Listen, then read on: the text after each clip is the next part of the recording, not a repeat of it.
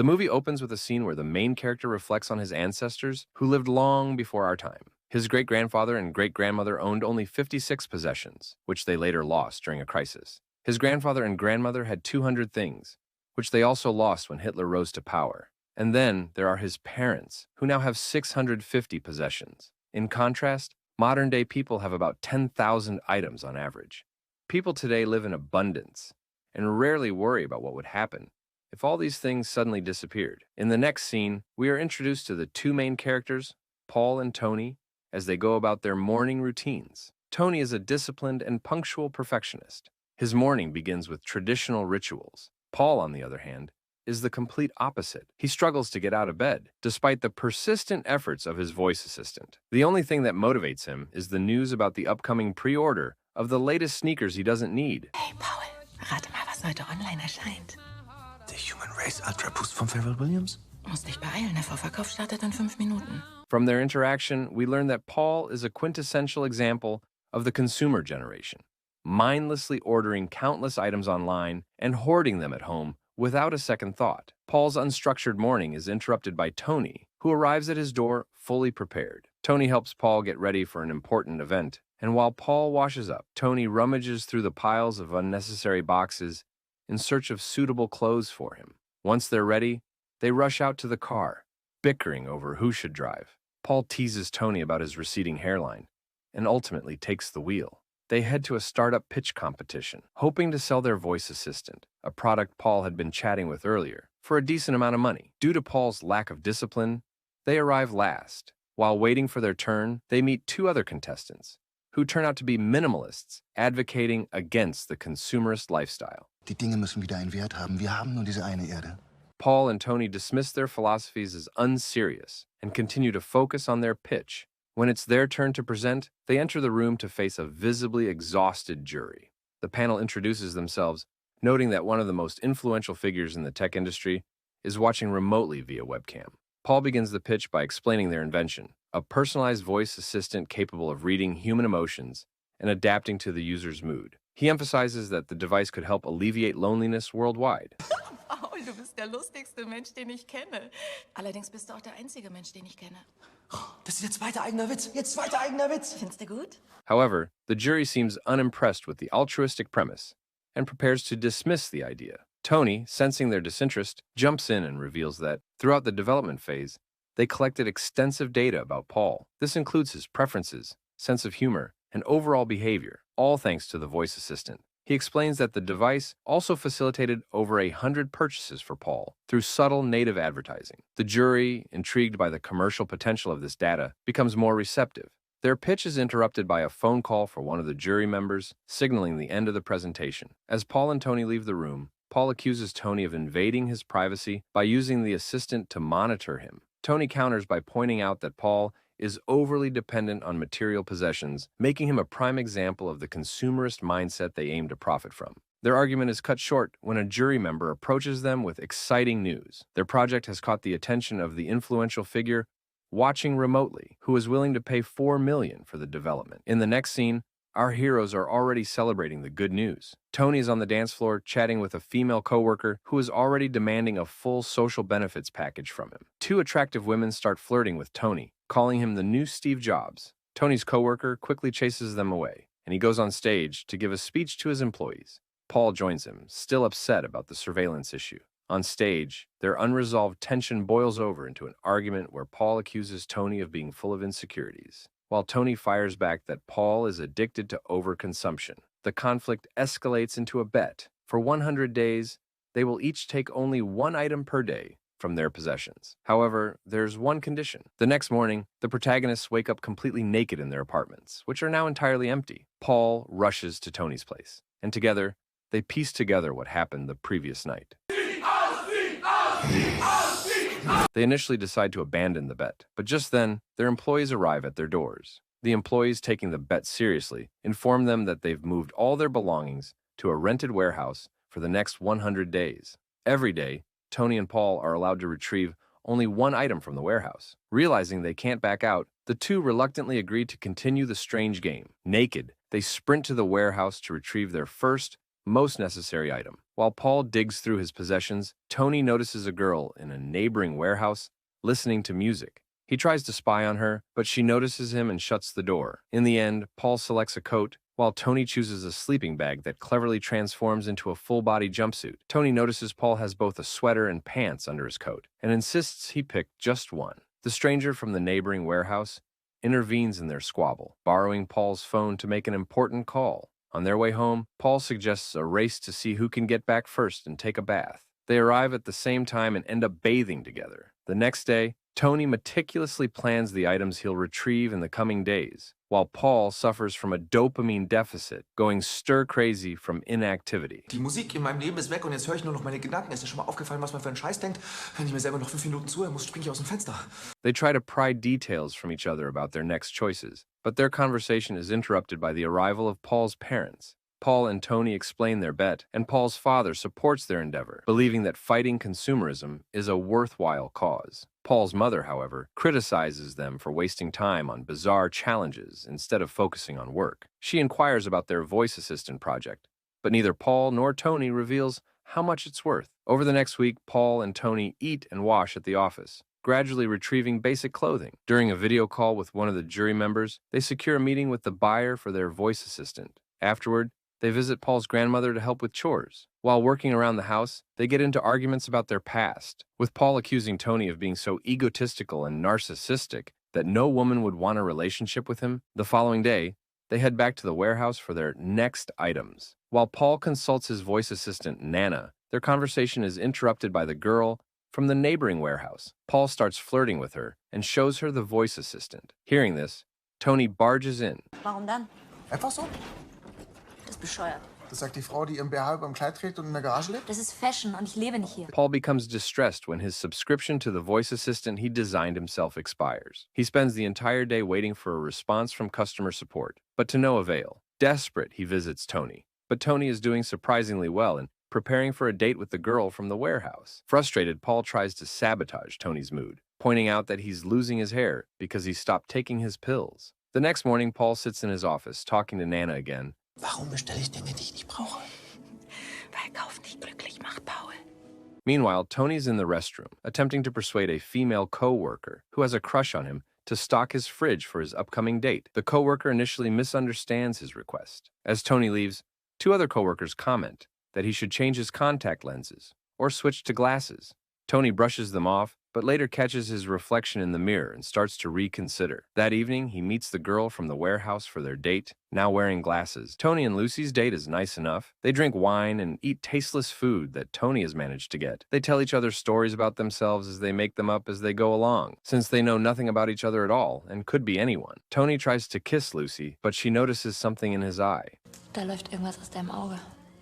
Irgendwas Gelbes. Nicht reiben.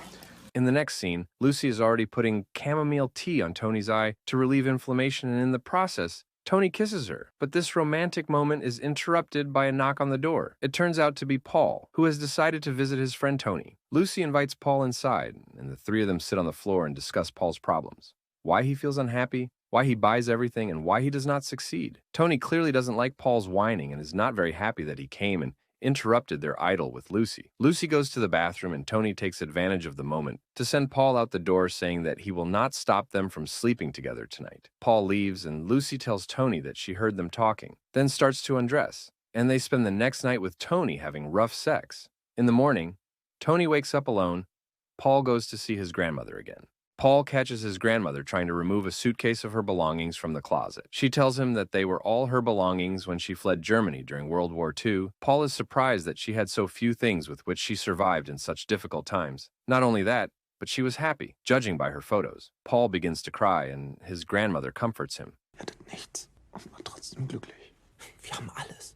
Wir können essen, wann wir wollen, was wir wollen. Keiner schießt auf uns, keiner sperrt uns ein. Then we see Toni waiting for Lucy at her warehouse. They go to her warehouse, and she puts medicine in his eyes. They flirt in love, after which Lucy shows him all the beauties of her warehouse. They start dancing and then have sex again. After that, Lucy asks her not to take their love outside the warehouse and not to pursue it in her life. Toni agrees. X day comes when the buyer of their project comes to meet our protagonists. Paul's morning starts differently than before. He puts things in order, waters the flowers, and most importantly, enjoys what he is doing. He brews himself a coffee and goes out to drink it on the terrace to enjoy the breeze blowing on him. Toni comes outside and asks Paul if he is nervous and if his suit is ready for the meeting. But Paul says he traded the suit for a cup of coffee. And here comes the very moment when a delegation led by an electric car arrives at the office of their company, in which the owner David Zuckerman himself arrives. Paul and Toni receive all the necessary instructions on how to communicate with him and sit down at the negotiating table. Toni immediately begins to bargain about the price of their application. How much? 40 million. David agrees, calling them good people. A jubilant Toni and Paul go into the office to cheer their co-workers up with a great deal. But Paul is not happy because he thinks Toni should have consulted them before negotiating. Toni starts to explain to Paul that he was bluffing when he talked about negotiating with Google. They then have an argument about Paul believing that the app should primarily benefit people, and Toni believing that it should primarily benefit them. Their whole argument spills over into a discussion about their 100-day bet. Their bickering escalates to the lowest of indulgences, and eventually they start slapping each other. In anger, they make an even tougher bet with 20 days to go. Wir haben noch 20 Tage. Ich setze alles, dass du verlierst. Mein ganzer Anteil gegen deinen. Was?